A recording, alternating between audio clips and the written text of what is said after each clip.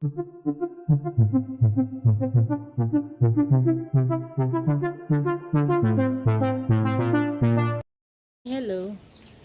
good day. Today we will explore the dimension of international human resources management.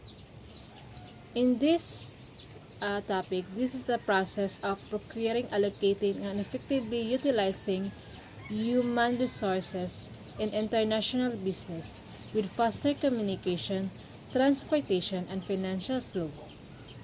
The barriers between the nations have disappeared, and the world is becoming a borderless market with the opening up of the economies worldwide, coupled with the effect of globalization. No sector is devoid of the new challenging business environment. And there are four major dimensions: planning, recruiting and selection, training, and the compensation. When you say, first we will discuss the planning.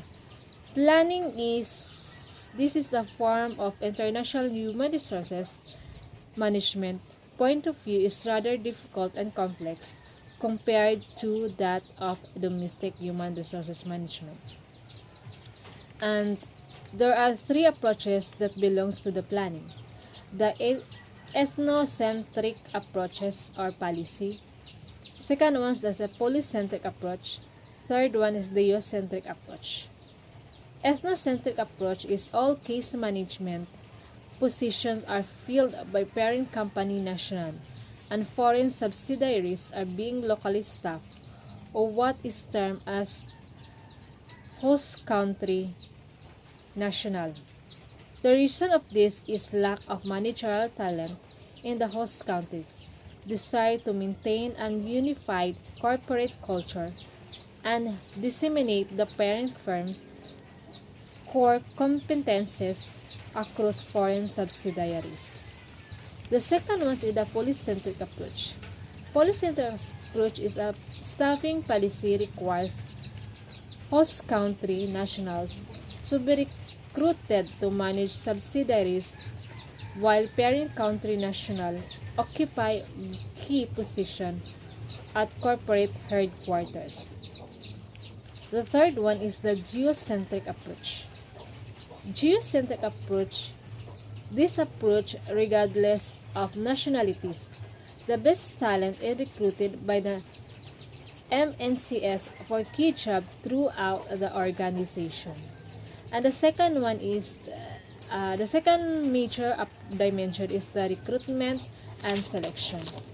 When you say recruitment and selection, is a process of identifying and attracting potential candidates from within and outside an organization to begin evaluating them for future development. Once candidates are identified, an organization can begin the selection process.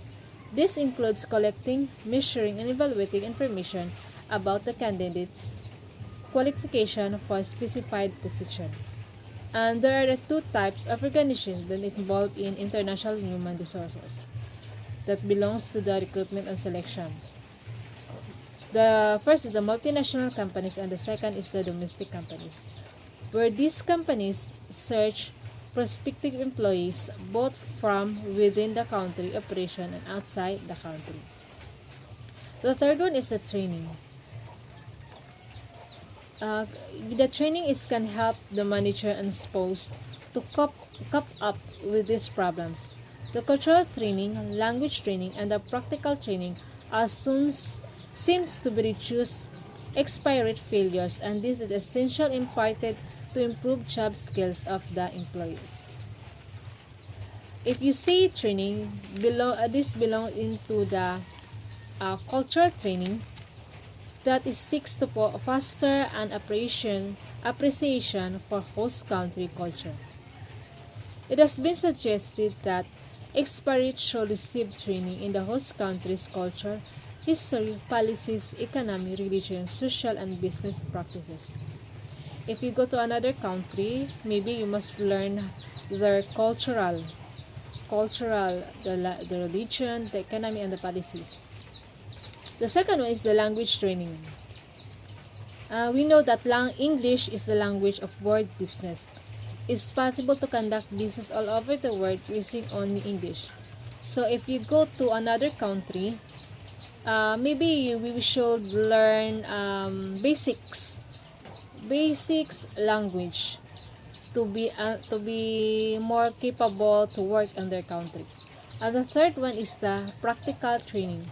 This aimed at helping the expatriate manager and family ease themselves into day-to-day life in the host country. And we also include here is the performance appraisal.